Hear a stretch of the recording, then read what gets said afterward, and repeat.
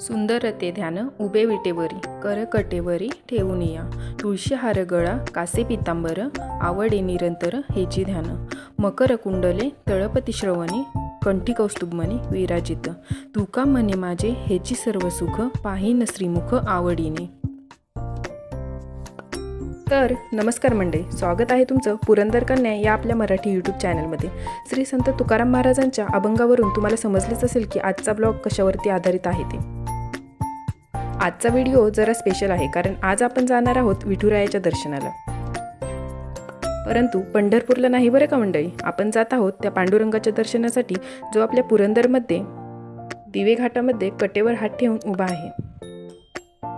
आणि संध्याकाळी 5:30 वाजता आम्ही येऊन पोहोचलो झेंडेवाडीतील विठ्ठल मूर्तीच्या दर्शनासाठी। पुणे पंढरपूर या नॅशनल हायवेच्या महामार्गावरच ही मूर्ती प्रस्थापित झालेली आहे, त्यामुळे इथे येण्यासाठी तुम्ही स्वतःची व्हेइकल किंवा बाईकने देखील येऊ शकता। परंतु तेही अवेलेबल नसेल तर सासवडमध्ये येऊन तुम्ही PMPL बसने डायरेक्टली इथे येऊन पोहोचता। आणि जर तुम्ही पुण्याच्या साईडने इकडे आला असाल तर हडपसरवरून PMPLने इथे पोहोचू शकता। इथे पोहोचल्यानंतर ना आपण डायरेक्टली हॉटेल विक्टरीच्या मेन गेटमधूनच आतमध्ये एंट्री करू शकतो। मेन गेटमधून आतमध्ये एंट्री केल्यानंतर ना साईडला आपल्याला पार्किंगची व्यवस्था अवेलेबल आहे। गाडी पार्क केल्यानंतर आपल्याला इथून एंट्री तिकीट किंवा पार्किंग तिकीट घ्यावे लागते, जे 2 व्हीलरसाठी 20 रुपये आणि 4 व्हीलरसाठी 50 रुपये चार्ज करावे लागतात। तिकीट घेऊन उजव्या साईडने आतमध्ये गेल्यावरती 1 मिनिटाच्या अंतरावर आपण जाऊन पोहोचतो थेट मूर्तीच्या पायाजवळ। थेट मूर्तीच्या पायाचे दर्शन घ्यायचे झाले तर आपल्याला मागच्या बाजूने या पायऱ्या चढून वरती जावे लागते। इथे पोहोचल्यावर मनात एक गोष्ट नक्की येते की हा पांडुरंग किती दिमाखात उभा आहे नाही का। या विठ्ठलाच्या मूर्तीची स्थापना ही 2020 साली कोरोना काळात करण्यात आली होती आणि या मूर्तीला घडविण्यासाठी 2 वर्षाचा कालावधी लागला होता। मूर्तिकार सागर भावसार यांनी ही मूर्ती साकारण्याचे कार्य केले आहे। 15 फुटी पाया आणि 45 फूट उंच अशी एकूण 60 फुटी उंची असणारी ही आकर्षक अशी विठ्ठलाची मूर्ती दिवे घाटात दिमाखात उभी आहे।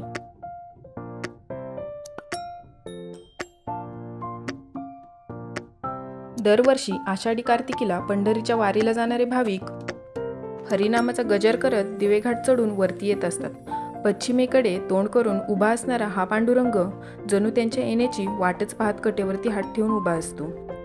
पंढरपूरच्या वारीतील पुणे ते सासवड हा जवळजवळ 31 किलोमीटरचा टप्पा हा फार खूप मोठा आहे।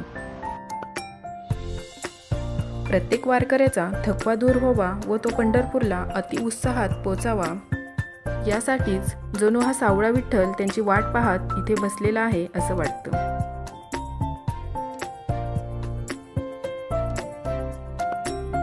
या मूर्तीची स्थापना ही विजय कोल्हापूरकर यांच्या जागेत केली गेली आहे। पश्चिमेकडे तोंड करून उभी असणारी ही 60 फुटी उंचीची मूर्ती पुंडलिकाच्या विटेवरती उभी आहे।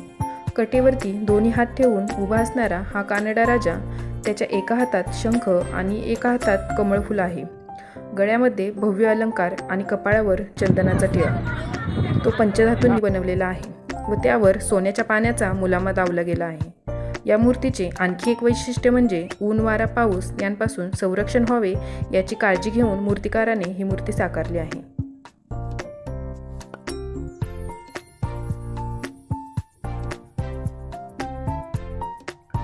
इथे भेट द्यायची असेल तर दुपारच्या नंतरचा टाइम हा खूप बेस्ट आहे, कारण मावळतीला जाणाऱ्या सूर्याबरोबरच ही मूर्ती अधिकाधिक खुलून दिसते। विठ्ठलाच्या मूर्तीचे दर्शन घेऊन थोडंसं पुढच्या साईडला गेल्यावर तिथे डोंगराळ भाग आहे। इथे येऊन तुम्ही निवांत बसू शकता, कारण इथून डाव्या हाताला असणारा दिवेघाट आणि त्याच्या समोर असणारा मस्तानी तलाव यांचं दृश्य हे खूप आकर्षक दिसतं। आणि त्यातली त्यात इव्हिनिंगसाठी तर हा स्पॉट एकदम बेस्टच आहे। इथे बसून आपण शांतता आणि क्राऊड यांचा एकसोबतच आनंद घेऊ शकतो, कारण घाटातून येणाऱ्या वाहनांचा आवाज, रोषणाई, गर्दी म्हणजे क्राऊड आणि त्याच्या उलट म्हणजे मस्तानी तलावाच्या बाजूचे दृश्य म्हणजे निरागस शांतता आणि एकांत। हे सगळं इथे बसून अनुभवणे खूप आनंददायी वाटतं। सगळ्यातून मुक्त होऊन उंचावरती जाऊन सगळ्याची फक्त मज्जा घेत राहण्यातही एक वेगळीच गंमत असते, नाही का?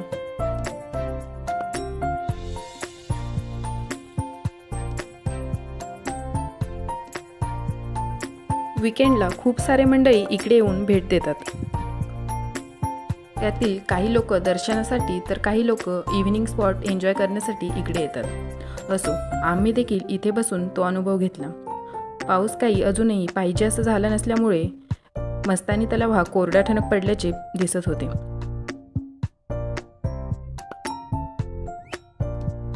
घाटामध्येच काही मंडळी रोडच्या साईडला व्ह्यू पाहण्यासाठी गर्दी करतात. येणाऱ्या जाणाऱ्या गाड्या इथे जणू पिकनिक स्पॉट असल्यासारखे थांबतात. तिथे विविध प्रकारचे फूड स्टॉल देखील अवेलेबल असतात, परंतु हे खूप रिस्की आहे, कारण त्यामुळे येणाऱ्या जाणाऱ्या गाड्यांसाठी गर्दी होते आणि घाट रस्ता असल्यामुळे इथे थोडी चुकीला माफी मिळणार आहे. जीवावरती बेतण्यापेक्षा न जाणेच योग्य, त्यामुळे आम्ही काही तिथे गेलो नाही.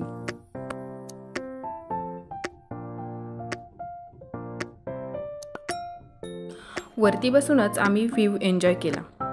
उंचवट्यावर असल्यामुळे मस्त थंडगार वारा अंगाला लागत होता. आता अंधारही झाला होता, त्यामुळे आम्ही परत रिटर्न निघालो. रिटर्न येताना मूर्तीपाशी आल्यावरती त्याच्या समकक्षेत दोन्ही साईडने मस्त अशी लाईटिंग केलेली दिसत होती, म्हणून ही मूर्ती अधिकाधिक प्रकाशित आणि तेजोमय भासत होती. उभ्या महाराष्ट्राला स्वतःच्या भक्तिरसामध्ये तल्लीन करून घेऊन पंढरपूरपर्यंत पायी चालत घेऊन येण्याचे सामर्थ्य फक्त या पांडुरंगामध्येच आहे बरं का. अशा या विठू माऊलीला आम्ही पुन्हा एकदा हात जोडून नमन केले आणि निघालो आमच्या घराच्या दिशेने.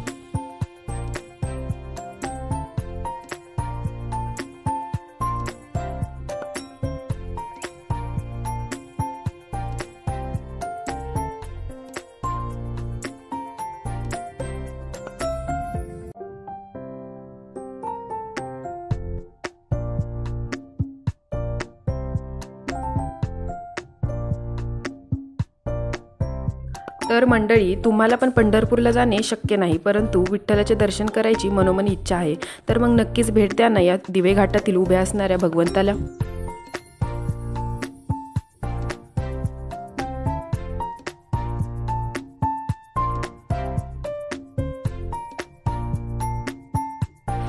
त्याचबरोबर तुम्हाला जर माझा हा व्हिडिओ आवडला असेल तर लाईक, शेअर आणि सबस्क्राईब करायला विसरू नका.